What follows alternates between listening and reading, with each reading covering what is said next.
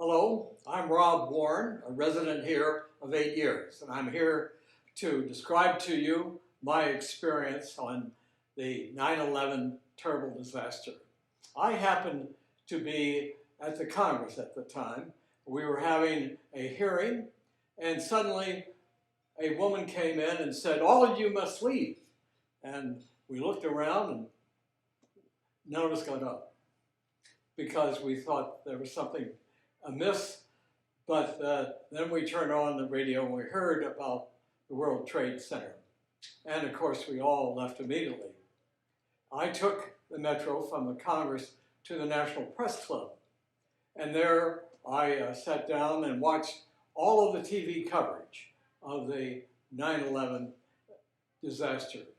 And there were 4 different channels covering it, and each was reporting very in detail just what was going on. It was just a terrible experience for all of us.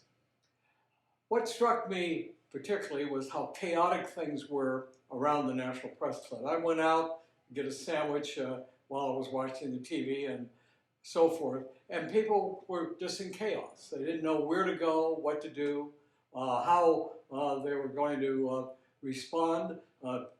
Several people came up and just asked for very simple directions or just wanted to talk to somebody. So I found it to be a very chaotic and unfortunately disturbing situation. I was then the president of the Korea Economic Institute, which is a think tank located in Washington. And what I did was to, after the TV reporting for about 3 hours, which was very detailed, I sat down and wrote an analysis of what this tragedy meant and how this would impact on American attitudes, foreign affairs, on the impact of terrorism and what a disaster this had caused. And I wrote this analysis up and I sent it off to Seoul because the Institute was related closely to the government of Korea, and they had sent me an inquiry saying, please let me have your quick analysis of what in the world was going on.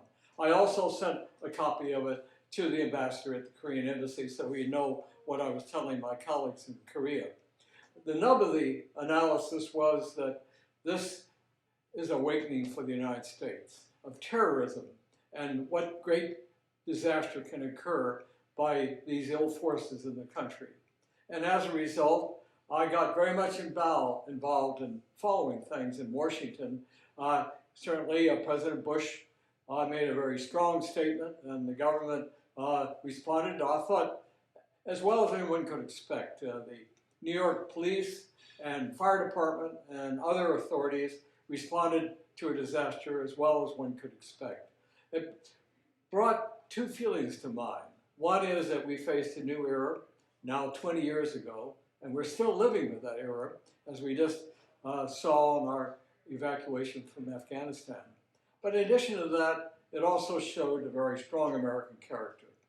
We were able to respond to the disaster, and I think we have a wonderful memorial to it. I hope all of you will visit the memorial in New York, where the World Trade Center once existed, and see all the names, hundreds of names etched in bronze that lost their lives due to the disaster. My wife, who was in Bethesda at the time, drove home as soon as one heard about the disaster, and she had a very hard time reaching our home in Roslyn, Virginia. In fact, several times the police stopped her, asked her to get out and park her car. And she says, I can't leave my car here.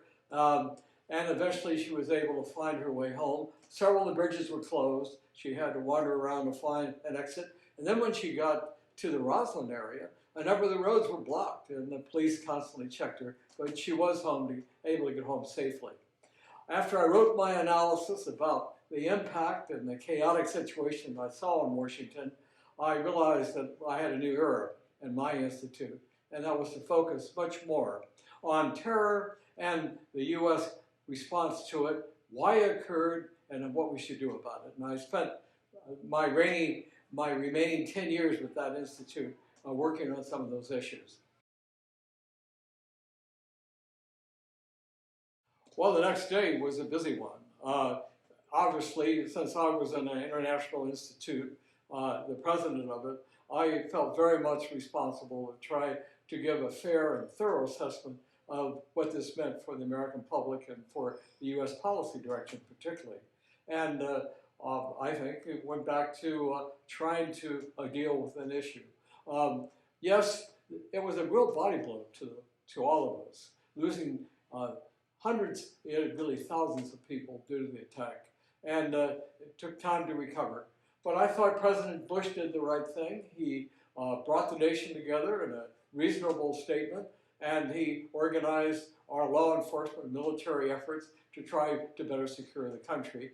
And we've gone through a number of experiences, but I think it would be very difficult for a foreign element wanting to, again, create a disaster for the United States to pull it off so easily. We have, I think, a much better information and intelligent network today, and it would be difficult to pull off such an attack without the U.S. being forewarned.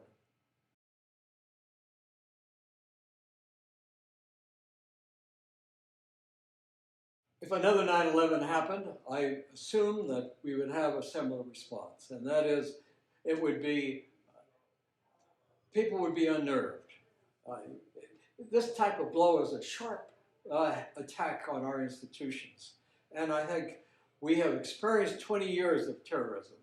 But as we saw in the difficult evacuation from Afghanistan, it still is a very difficult problem to handle well. And as a result, I think the American public, like the Congress and the public did in 9/11, will respond in a reasonable way. Yes, there will be chaos. I found that in Washington. Literally, people didn't know what to do.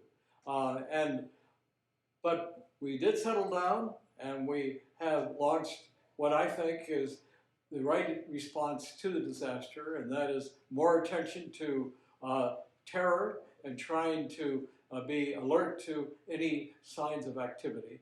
But really, we haven't had the type of disaster we had in 9/11.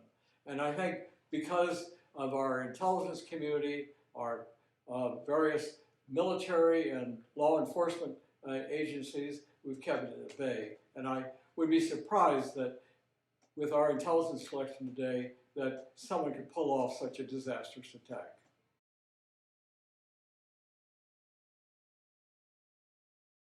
Well, yes, I think, obviously, just think of the people in New York, the thousands of people, and how people really went through a very difficult period, the loss of family and friends and whole investments.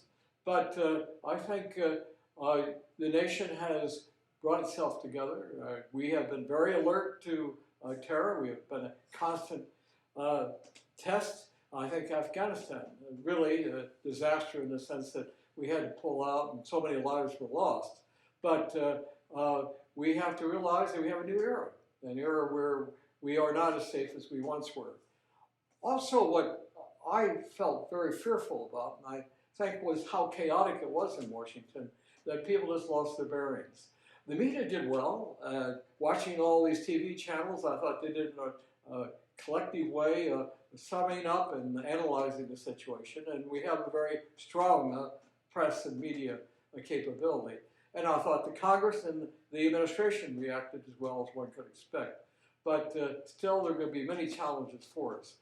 Afghanistan's the case. I mean, look at how desperate we were to get everyone out in time, and we weren't able to get everyone out. We got everyone out who would get to the airport, I guess, but there were many people left behind.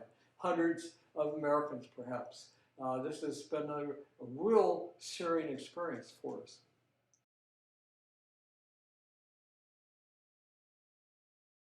I went on to, in many different ways. We had a series of seminars and conferences. I went all around the country to universities talking about the international affairs and how we have to respond to these threats. And I'm just one of thousands that were involved in this effort. I think the country has matured. We realize that we are vulnerable and exposed, and we have to be very careful. And we have to rely on our institutions to respond collectively in an effective way.